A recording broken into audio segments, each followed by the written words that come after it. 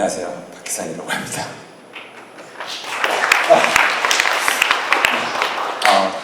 앞에서 재성님께서 좀 이렇게 고수준의 얘기를 해주셨는데요.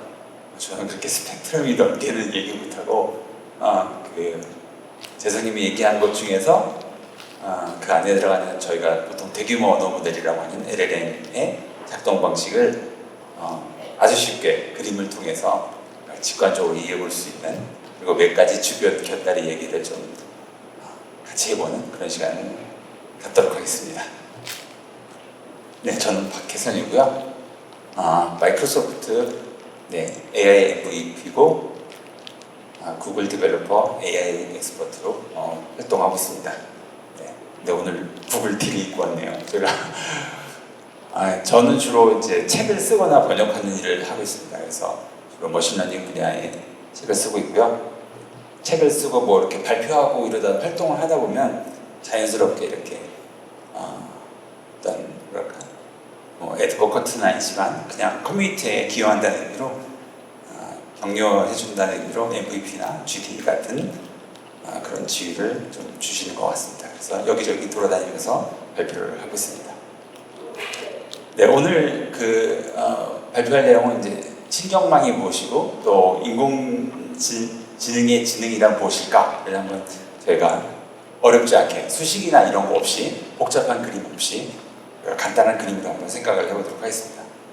그다음에 단어 벡터라는 게 있는데요. 이 단어 벡터가 우리가 지금 사용하고 있는 LLM에서 굉장히 중요한 역할을 하고 있거든요. 그래서 맨 처음에 어떻게 이게 시작됐고 지금 어떤 역할을 하고 있는지 알아보고, 그다음에 저희가 사용하고 있는 지금 LLM이 대부분 트랜스포머라는 구조의 그 모델을 기반으로 하고 있는데요. 그 이전에 원래 순환신경망이라는 구조를 사용했었거든요.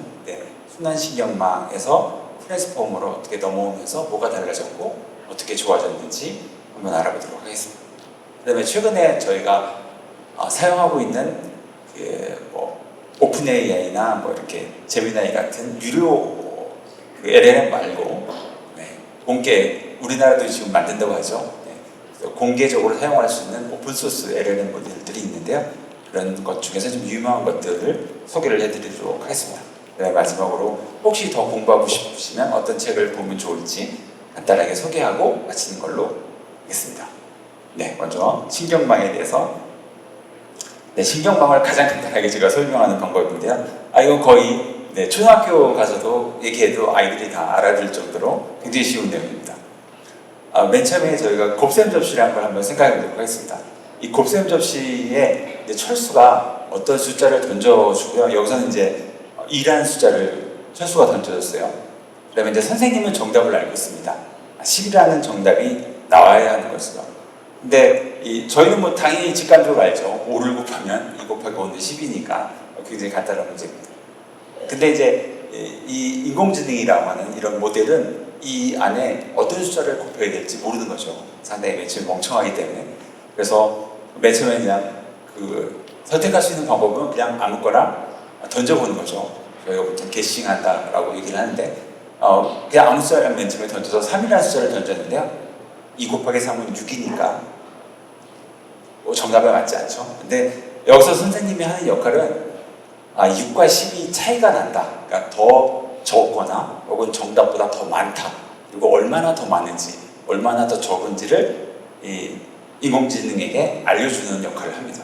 그럼 인공지능은 지금 6이 10보다 훨씬 작으니까 조금 더 키워야 되겠죠. 3이 아니라 4나 뭐 운이 좋다면 5를 던져서 정확히 맞출 수도 있고, 혹은 더 많이 숫자를 높여서 뭐 10 아니면 7 이런 숫자를 던져서 이 10을 건너뛰어서 더 높은 숫자를 만들 수도 있겠죠. 그러면 이제 선생님이 다시 숫자를 낮추라고 신호를 보내겠죠. 이런 식으로 어떤 곱셈 접시에 들어갈 어떤 숫자를 잘 맞춰서 정답에 맞게끔 출력을 하는 것이 좀 거짓말 같지만 인공신경망의 거의 전부입니다. 이런 식으로 인공신경망이 동작하는데요. 다만 이 곱셈 접시가 하나는 아니겠죠. 저희가 지금 사용하고 있는 보통 대규모 언어 모델 같은 경우는 이런 곱셈 접시라고 제가 가상의 단위를 만들었지만 만약에 이런 가상의 단위가 몇 개 있냐고 억지로 계산을 해본다면 뭐 수십억 개 혹은 뭐 수백억 개 이렇게 많은 곱셈 접시가 있습니다. 그래서 인공신경망이 이 하는 일은 철수가 가진 입력과 그다음에 선생님이 가진 정답을 잘 매핑하는 중간에 곱해야 될 굉장히 많은 숫자들을 찾는 역할입니다. 근데 이제 이렇게 곱셈만 가지고 이제 덧셈도 들어가긴 하지만 이렇게 곱셈과 덧셈만 가지고 우리가 지금 사용하고 있는 복잡한 대규모 언어 모델의 채팅 모델이 만들어진다고 생각하면 조금 좀 이해가 잘 안 되죠. 그래서 한 가지 더 추가를 하면 이렇게 지금 여기 있는 x는 지금 이 슬라이드에 나오는 가장 어려운 수식입니다. 더 이상 복잡한 건 안 나오니까요.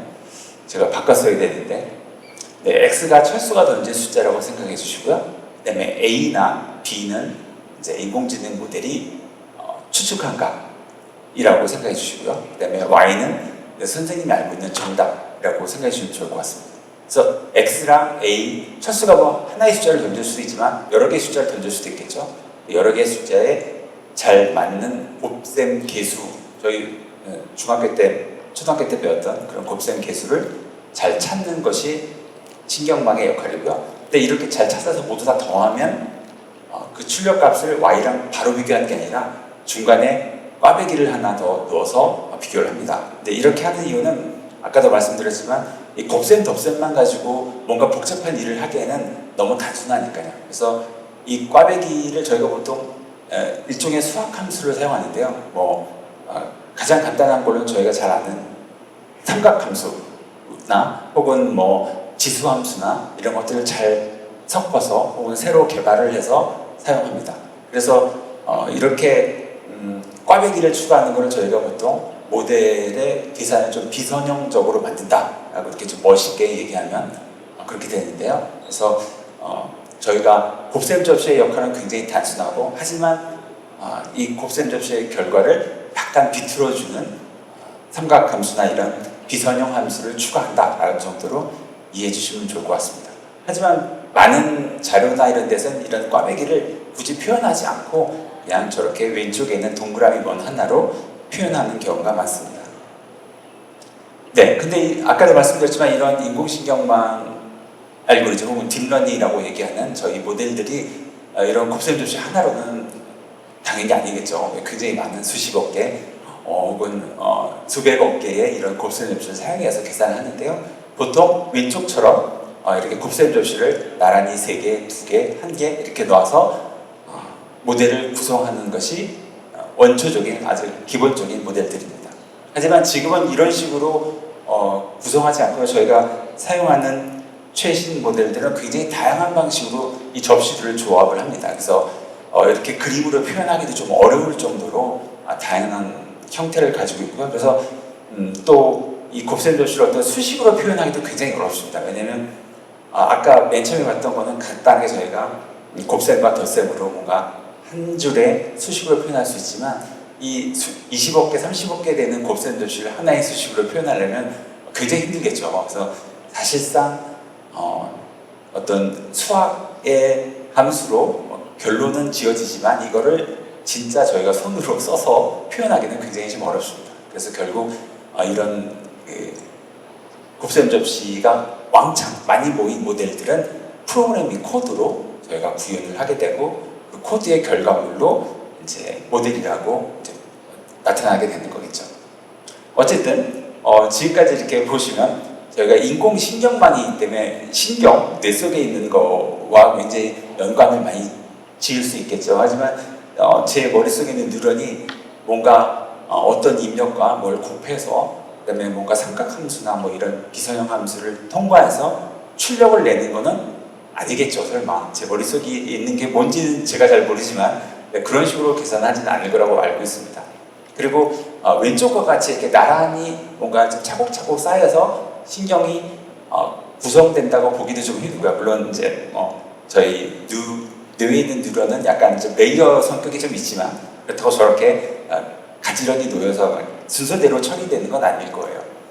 또 뒷부분에 나와 있는 저희가 순환신경망이나 이런 트랜스포머 같은 복잡한 모델들은 또 저런 형태도 아닙니다. 그렇기 때문에 인공신경이라는 단어가 들어갔기 때문에 물론 이제 초기에 그 인공신경망 모델을 만들 때는 저희 머릿속에 있는 뇌에 있는 뉴런과에서 영감을 받아서 만들기는 했지만 거기서 이제 뭔가 스파크를 받아서 착안은 됐지만 우리 머릿속에 있는 뇌를 재현하는 건 아닙니다. 그러니까 오해는 하시면 안 돼요. 그러니까 지금 하고 있는 LLM 모델이나 뭐 여러 가지 딥러닝 모델들이 우리 머릿속에 있는 거를 재현, 그러니까 다시 리프로듀싱 한다고 하죠. 다시 만드는 그런 것을 목표로 만드는 건 아닙니다.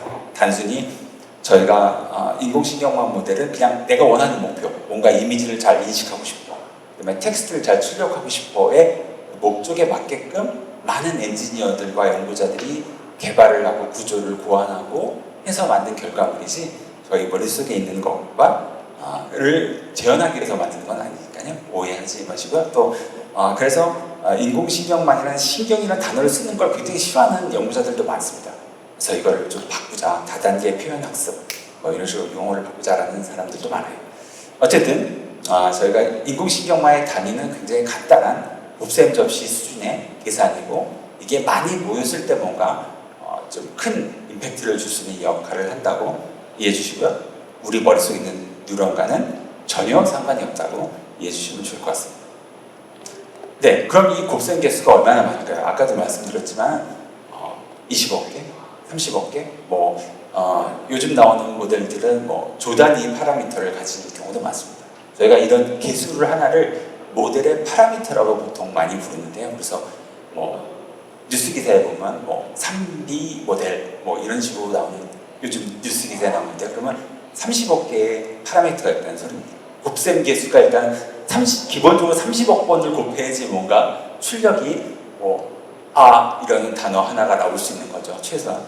혹은 좀 괜찮은 모델들은 4천억 개 혹은 이제 조 단위 파라미터를 가진 큰 모델들도 있습니다. 물론 저희가 많이 사용하는 챗GPT나 혹은 구글의 제미나이 같은 모델은 정확한 구조가 드러나지 않기 때문에 얼만큼의 파라미터가 있는지는 정확히 알려진 바는 없지만 굉장히 많을 거라는 건 저희가 이해할 수 있습니다. 그래서 이제 혹시 공학을 전공하신 분들은 이제 울프람 검색 엔진이나 울프람에 대해서 많이 들어보셨을 텐데요. 이 울프람 박사는 이 모델을 이렇게 정의했습니다. 챗GPT 내부에 있는 실제로 있는 것은 10자리 미만, 여기서는 10자리 미만은 이제 소수점 이하 10자리가 있다는 뜻이죠. 10자리 미만의 정밀도로 모든 텍스트, 우리가 사용하고 있는 모든 인류의 텍스트를 이런 총체적인 구조를 분산해서 저장하고 있는 것이다 라고 이렇게 좀 어렵지만 멋있게 이렇게 얘기를 했습니다. 어쨌든 우리가 가지고 있는 사용하고 있는 이 LLM 모델이 내부에 있는 것은 결국 숫자예요. 숫자밖에 없는 거죠. 그리고 이 숫자를 어떻게 잘 곱하면 저희가 텍스트와 같은 저희가 보는 텍스트로 변환이 되는 거죠. 물론 앞에서 제사님이 얘기했던 에이전트 같은 모델들은 순순히 LLM만으로 동작하는 것은 아니고 LLM 플러스 약간의 프로그래밍이 좀 가미돼야지 에이전트처럼 동작을 합니다. 상식적으로 생각했을 때도 뭔가 도구를 호출해서 뭔가 그 도구의 결과를 LLM이 사용하려면 뭔가 콜하고 뭔가 인터랙션이 필요하겠죠. 이런 것들은 여전히 프로그래밍의 영역이 조금 들어가긴 합니다. 하지만 핵심적인 부분은 거의 이제 처리하는 대부분의 역할은 LLM 자체가 하니까요. 이런 LLM이 거대한 숫자를 가지고 계산을 하는 그런 형태를 띠고 있습니다. 네, 그럼 이제 생각해 볼 수 있는 게 이런 숫자가 지능이라고 생각하면 너무 좀 이상한데 내가 알고 있는 인공지능은 이 숫자 덩어리가 아니라 뭔가 얘가 생각을 하고 추론을 한다고 했는데 이게 어떻게 된 거지? 라고 이렇게 의아할 수도 있는데요. 보통 저희가 이 모델 파라미터를 모델이 가진 지식이라고 얘기합니다. 이거는 많은 사람들이 동의를 합니다. 저희가 가진 텍스트, 인간의 언어들이 어떤 식으로든지 숫자로 변환돼서 그 모델에 저장되어 있다고 봐도 과언은 아닙니다. 굉장히 그건 합리적인 판단인 것 같아요. 근데 이 지식이 과연 지능이냐라고 얘기하면 그때는 좀 의견이 좀 갈리는 것 같습니다. 왼쪽에 있는 분은 잘 아시죠? 네, 오픈AI의 샘 알트만 CEO가 자주 하는 말이 뭐 필더 AGI 뭐 이런 용어를 말을 자주 해서 그, 아주 그 인기 있는 버즈워드가 됐는데요. 여기서 AGI는 이제 잘 아시겠지만 Artificial General Intelligence 해가지고 이제 인공 일반지능. 그래서 저희가 말하는 뭐 초인공지능 혹은 이제 영화에 나오는 자비스 같은 그런 인공지능을 의미하는 용어입니다. 근데 이제 이 용어를 이제 지금 이제 현재 있는 LLM에 저희가 사용하는 LLM에 많이 갖다 이제 쓰는 경우가 있죠. 그리고 이제 이 LLM이 그렇게 발전해서 AGI가 될 거라고 라는 의미로도 이제 많이 이렇게 활용을 하고 있습니다. 뭐 샘 알트만뿐만 아니라 유명한 인플루언서나 CEO들은 이런 식의 그 발표를 많이 하죠. 네, 오른쪽에 있는 분은 잘 모르시죠. 네, 오른쪽에 있는 분은 안드리 브루코프라고 머신러닝 박사고 또 100페이지 머신러닝이라는 책의 시리즈를 저술하신 분인데요.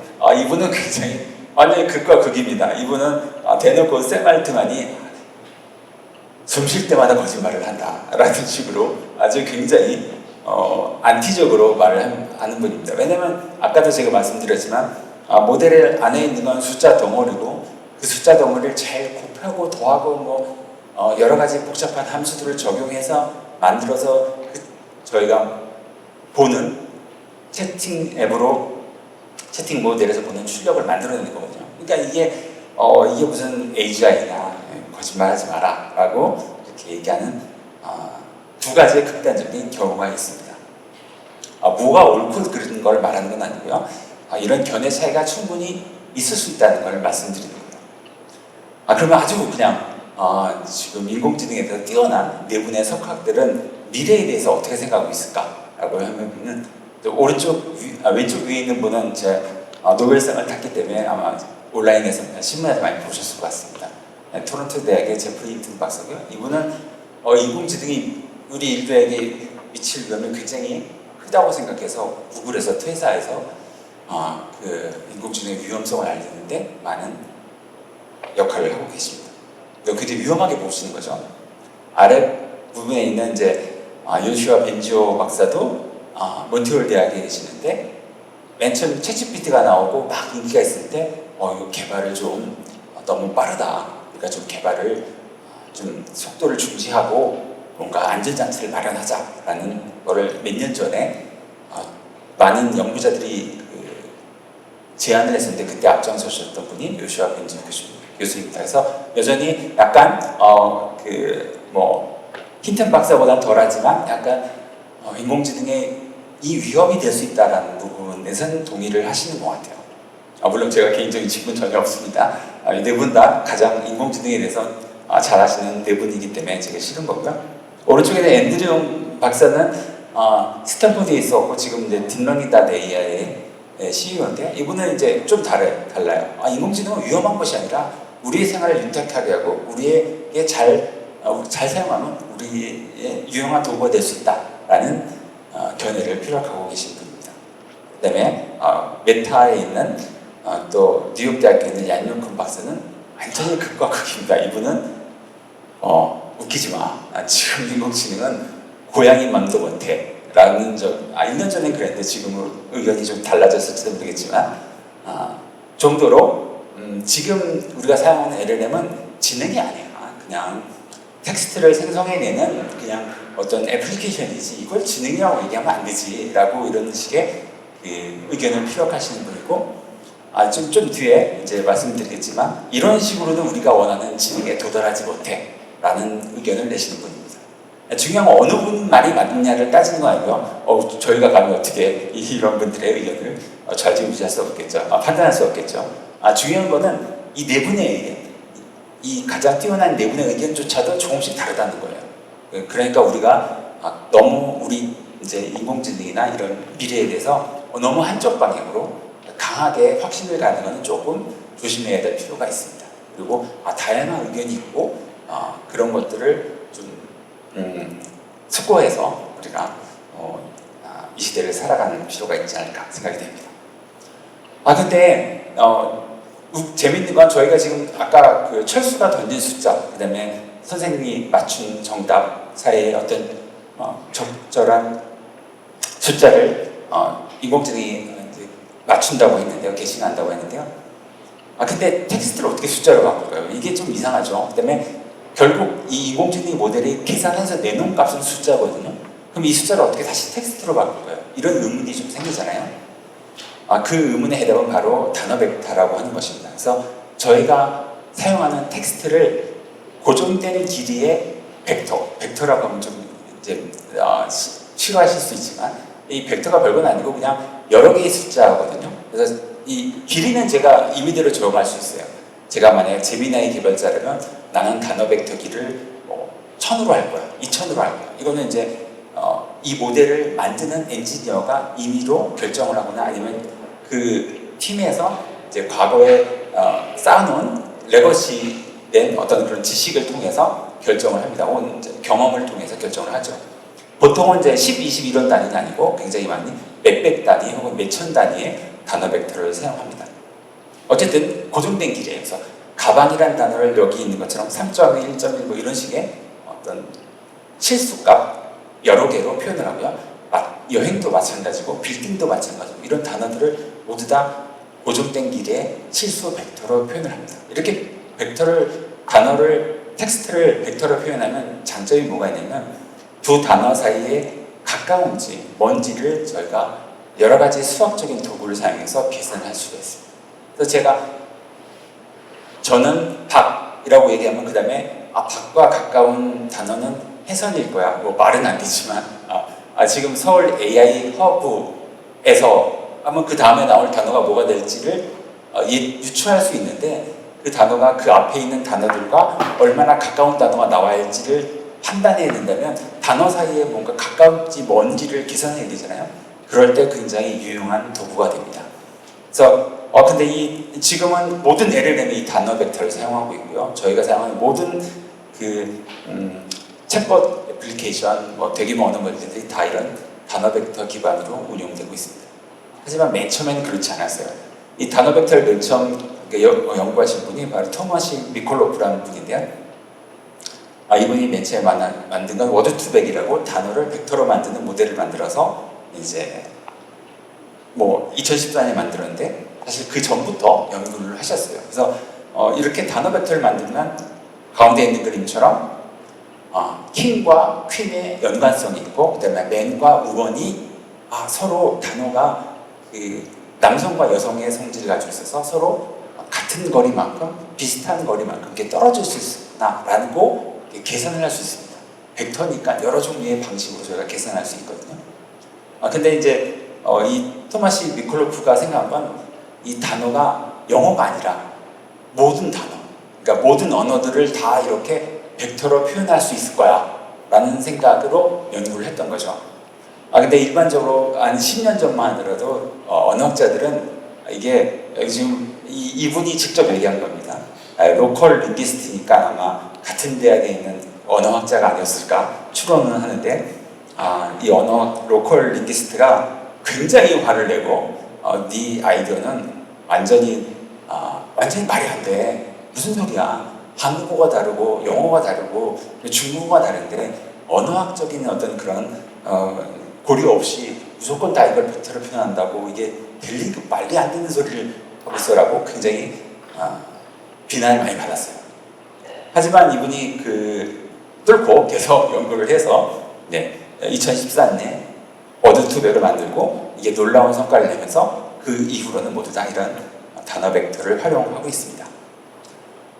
단어 벡터를 활용할 때 맨 처음에는 순환신경망을 사용했습니다. 그래서 순환신경망은 아까 봤던 곱셈 접시가 여러 개 묶인 곱셈 쟁반을 여러 개 놓은 구조라고 생각해 주시면 될 것 같아요. 근데 왜 순환이냐고 하면 이 곱셈 쟁반의 결과가 앞으로만 전달되는 게 아니라 쟁반 자체로 순환되기 때문입니다. 그래서 순환신경망이라고 부르는 거고요. 별다른 특별한 건 없습니다.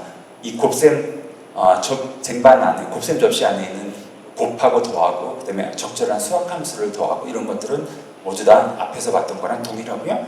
그다음에 인공지능이 계산해야 될 것도 마찬가지로 곱셈 쟁반 안에 있는 곱셈 접시에 어떤 값을 곱해야 될지를 찾는 것도 목적도 동일합니다.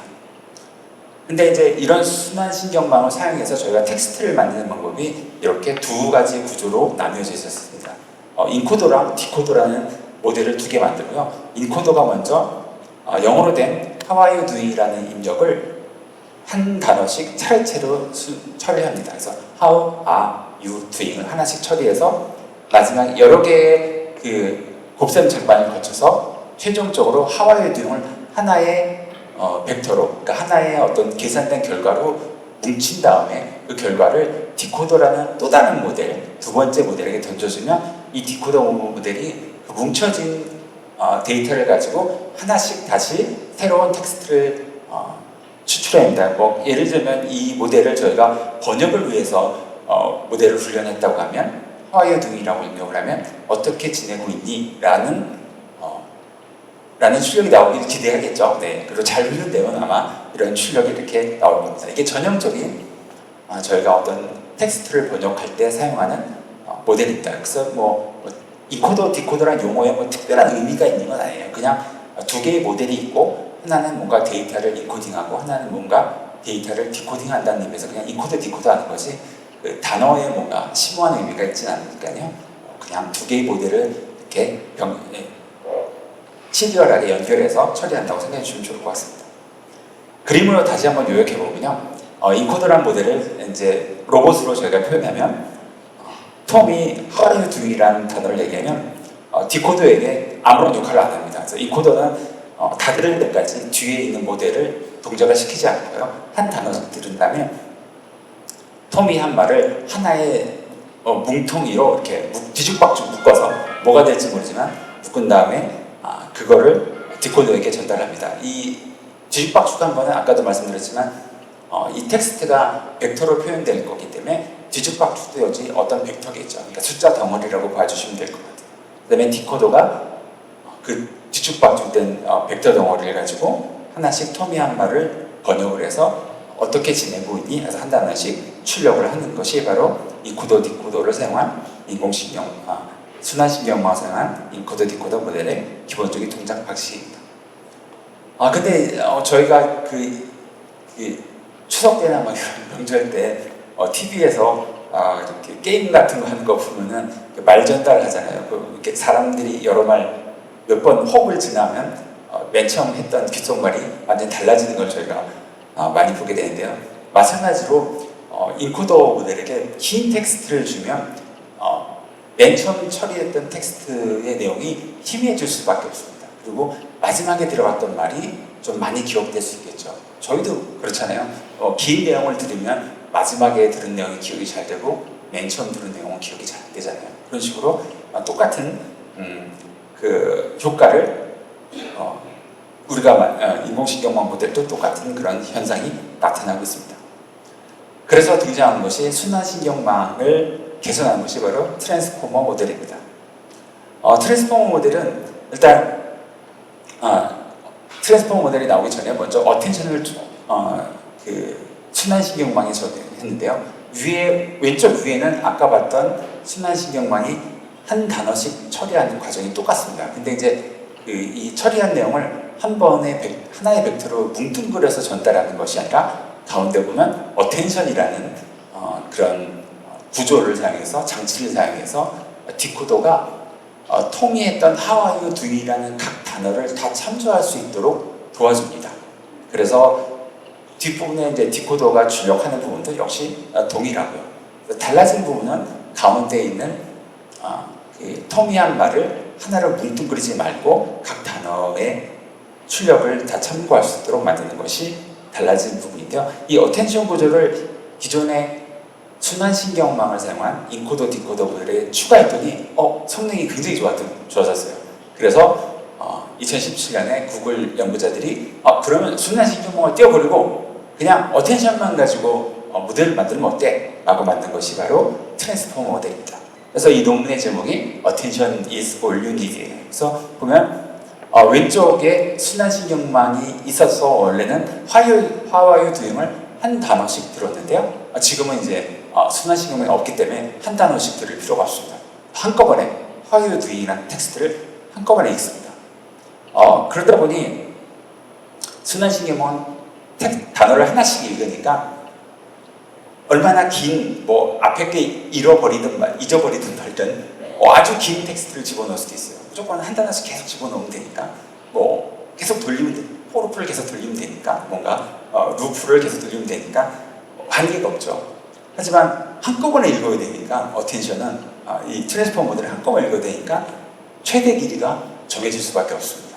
그래서 저희가 말하는 문맥 길이 보통 어떤 모델의 문맥 길이는 10K야, 100K야, 혹은 100만 개의 토큰을 넣을 수 있어 한 번에 이렇게 얘기하는 것들이 바로 이런 구조상의 제약 때문에 생기는 겁니다. 물론 이제 한 100만 개의 토큰 정도 집어넣게 되면 일상생활에 저희가 뭔가 업무를 할 때 제약은 거의 없는 셈이긴 하지만 어쨌든 제약은 제약이니까 인코더 트랜스포머 인코더가 텍스트를 읽어드릴 때 한꺼번에 읽어드리기 때문에 길이의 제약이 있고요. 그렇게 인코더 모델이 읽은 처리한 정보를 디코더가 하나씩 텍스트를 출력하는 것은 이전과 동일합니다. 하지만 이제 순환신경만 사용하지 않고 역시 어텐션만 가지고 한 단어씩 어떻게 지내고 있니를 얘기하고요. 출력하고요. 그다음에 디코더 이 모델의 특징은 내가 말한 걸 다시 또 참조를 합니다. 자기가 한 말에 다시 또 집중을 하는. 그래서 인코더가 던져준 것과 그다음에 내가 방금 내뱉은 말을 다시 내가 참조해서 그 다음 토큰을 하나씩 단어를 내뱉는 그런 구조를 가지고 있는 것이 트랜스포머 모델입니다. 근데 이 재미있는 건 이 트랜스포머 모델이 아까처럼 인코더, 디코더가 있는데 인코더만 따로 사용할 수도 있고 디코더만 따로 사용할 수도 있고 인코더, 디코더 함께 사용할 수도 있어요. 맨 처음에는 함께 사용하려고 만들었는데 인코더만 사용해도 뭔가 유용한 작업을 할 수 있네.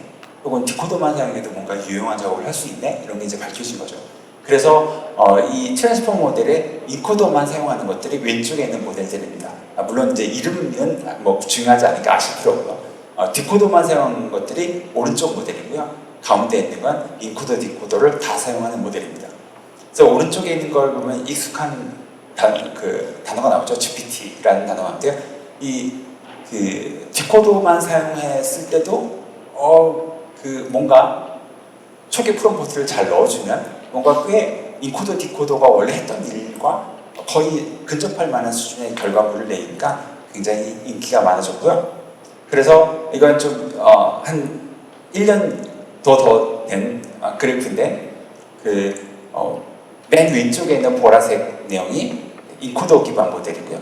가운데 있는 좀 옅은 보라색이 인코더, 디코더 모델입니다.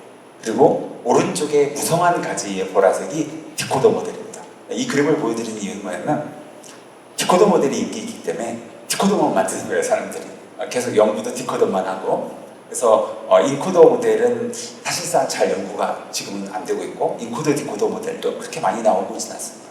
지금 우리가 보고 있는 뉴스에서 보고 있는 대규모 언어 모델, 이게 다 대규모 언어 모델이긴 한데 우리가 일반적으로 사용하는 제미나이, 클로드, 오픈 AI, 챗GPT, 그다음에 우리나라에서도 많이 나오고 있는 또 중국에서 많이 나오는 QM 모델, 딥시크 이런 것들이 다 디코더 모델입니다. 지금은 거의 트랜스포머 디코더 모델의 전성시대라고 볼 수 있는 거죠. 이 중에는 유료도 있고 그다음에 무료 모델도 당연히 있겠죠. 그래서 GPT 모델 시리즈를 보면 이제 2018년에 GPT가 처음 나왔고요. 그때 1억 개 정도, 그다음에 GPT-2가 15억 개 정도, 그다음에 GPT-3가 1,750개의 모델 파라미터를 가지고 있고요. 훈련 데이터는 약 5천억 개의 토큰을 사용했다고 합니다. 그다음에 메타 같은 경우에는 메타는 이제 오픈 소스 모델을 만들고 있죠. 그래서 라마 3, 3.1, 3.2, 3.3을 했고요. 올해는 라마 4 모델을 공개를 했고요. 멀티모델 언어이기 때문에 텍스트뿐만 아니라 이미지도 토큰으로 만들어서 똑같이 벡터로 변환한 다음에 모델에게 주입해서 그 이미지의 내용을 바탕으로 뭔가 텍스트를 생성하도록 그렇게 하고 있습니다. 자세한 내용은 제가 스킵하고 넘어가도록 하겠습니다. 너무 많이 사용하면 안 되니까. 그 다음에 구글의 젬마 모델이 있죠. 젬마 모델은 젬마 1, 2, 그 다음에 팔리젬마는 이제 멀티모달 모델인데요. 이게 작년에 나오고요. 올해 초에는 역시 젬마 3가 공개되었습니다. 그래서 140개 이상의 언어를 지원하고요. 10억 개, 40억 개, 120억 개, 270억 개의 모델이 있고요. V라고 하는 거는 이제 비전, 멀티모달 모델을 말하는 겁니다. 이렇게 보면 지금 갑자기 2023년부터 이런 오픈소스 모델들을 막 내놓기 시작하죠. 메타, 구글, 그 다음에 다음 장에서 볼 이제 마이크로소프트의 파이 모델도 있고요. 요즘에 이제 중국의 모델들이 굉장히 많이 공개되고 있고, 역시 우리나라도 이제 오픈소스 모델을 공개한다고 합니다. 이렇게 오픈소스 모델을 많이 만드는 거는 이 오픈소스 모델을 가지고 개발자가 뭔가 작업을 하게끔 그 회사의 대규모 언어 모델 생태계에 들어오도록 하기 위해서 이런 것들을 만드는 거겠죠. 마이크로소프트 파이는 파이 3 버전이 2024년에 나왔고요. 그 다음에 3.5, 그다음에 비전 모델도 2024년에 나왔고, 파이 4 모델이 2024년 12월에 140억 파라미터 모델이 나왔고, 그 다음에 올해 초에 38억 파라미터 모델과 그 다음에 56억 파라미터 모델이 멀티모달 모델이 나왔습니다. 특히 이 맨 아래쪽에 있는 모델의 특징은 오디오도 처리할 수 있는 8개의 오디오 언어도 처리할 수 있는 모델로 나왔습니다. 그래서 앞으로 나올 모델들은 계속 이렇게 멀티모달 모델로 경쟁이 나올 것 같고요. 이런 모델들을 저희가 또 공부하는 이유는 저희가 오픈 AI나 혹은 구글이나 이런 그 거대 기업들의 모델 구조를 모르잖아요. 공개를 안 하니까 알 수가 없죠. 근데 이런 오픈소스 모델들을 살펴보면 최근 모델들이 어떤 기술을 적용해서 어떤 구조로 개발되고 있구나, 그런 것을 엿볼 수 있습니다. 그래서 또 재미있는 공부거리가 되는 것 같습니다. 네, 제가 빠르게 달려왔는데요. 하지만 제가 맨 처음 서두에 말씀드렸듯이 유명한 연구자들도 서로 의견이 조금씩 다르고요. 이게 뭐 AGI야, 이건 아니야, 이건 지능이야, 이거 맞아 라고 하는 의견이 조금씩 엇갈립니다. 사일로 연대기라는 소설에 보면은 사람들이 사일로 안에 갇혀가지고 밖에 있는 풍경을 스캔들려만 보면서 이제 바깥 세상을 판단하는 그런 세계관으로 이제 소설이 꾸며져 있는데요. 지금 보면 약간 좀 그런 부분이 비슷한 것 같아요. 우리가 진짜 미래의 인공지능이나 이런 것들은 저희가 아직 섣불리 예측하기 좀 어려운 것 같습니다. 저희가 보는 것들은 단편적인 기술이나 어떤 기사나 혹은 누구의 말이나 어떤 책을 통해서 접하긴 하는데 그게 진짜 미래의 인공지능인지 아닌지는 아직 잘 모르겠어요. 그렇기 때문에 우리가 너무 어느 한 가지 방향에 강한 확신을 갖기보다는 다양한 의견을 좀 서로 듣고, 그다음에 좀 기술의 가능성을 좀 이렇게 열어두는 것도 좋을 것 같습니다. 아까 저도에 말씀드렸듯이 이런 LLM이 진짜 AGI로 가기 위한 길목에 있는 아주 중요한 어떤 주춧돌인지 징검다리인지는 아직 확실하지 않아요.